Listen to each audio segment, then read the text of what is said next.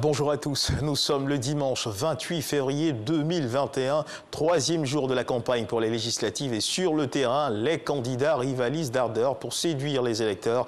Ils ont jusqu'au 4 mars pour réussir ce pari. Dans l'actualité nationale, le CNDH, le Conseil national des droits de l'homme, multiplie les actions en vue des législatives apaisées le 6 mars prochain en Côte d'Ivoire. Une caravane de sensibilisation a d'ailleurs sillonné 57 localités du pays. À cet effet, une rencontre a donc été initiée récemment à Yamoussoukro par le CNDH avec les acteurs clés de l'opération. Objectif, faire le bilan de la tournée et inviter les populations à la paix à l'approche du scrutin.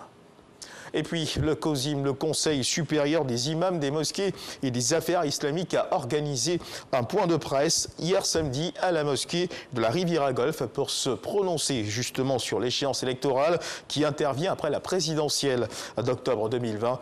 Le cheikh Mamadou Traoré, président du COSIM, a invité les différentes couches de la société ivoirienne à jouer pleinement leur partition pour des élections sans violence. Didier Nguessan.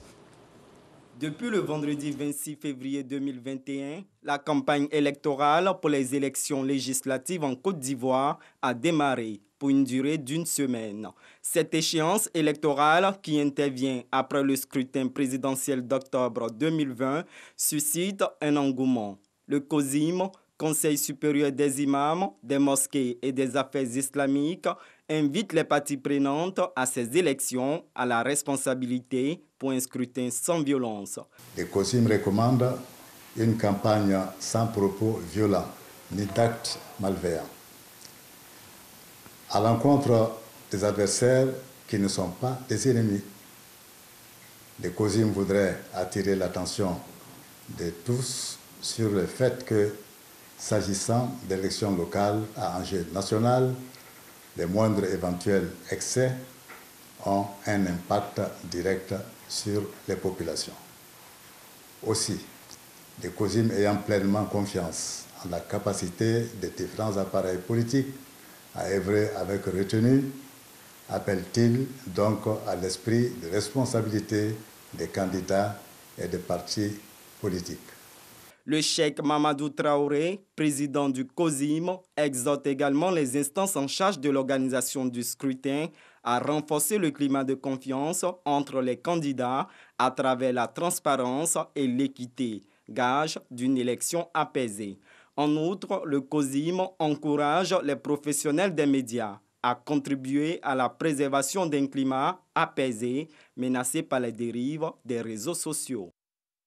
Et toujours dans l'actualité nationale, 3 institutions publiques nationales et internationales affichent leur volonté à travers une signature de protocole d'accord dans le cadre bien sûr de la promotion du genre. Cet accord tripartite entre l'École nationale d'administration, l'ENA, l'École nationale d'administration publique du Québec, l'ENAP et l'ONU Femmes vise à réduire les inégalités faites dans les administrations publiques.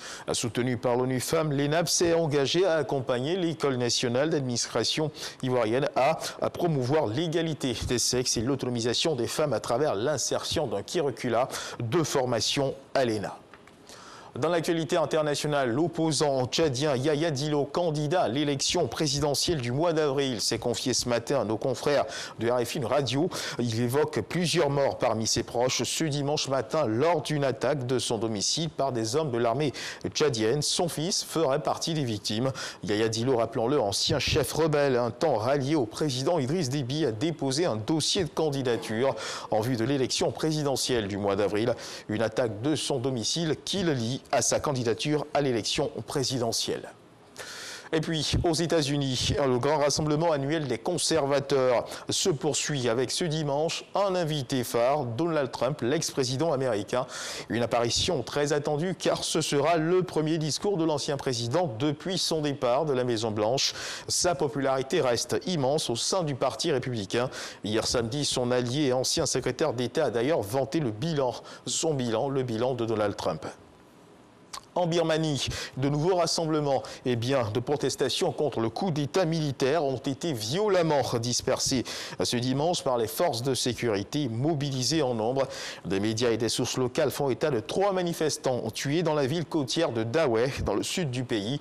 Une vingtaine de personnes ont par ailleurs été blessées dans cette même ville où les forces de sécurité ont tiré à balles réelles, selon des témoins.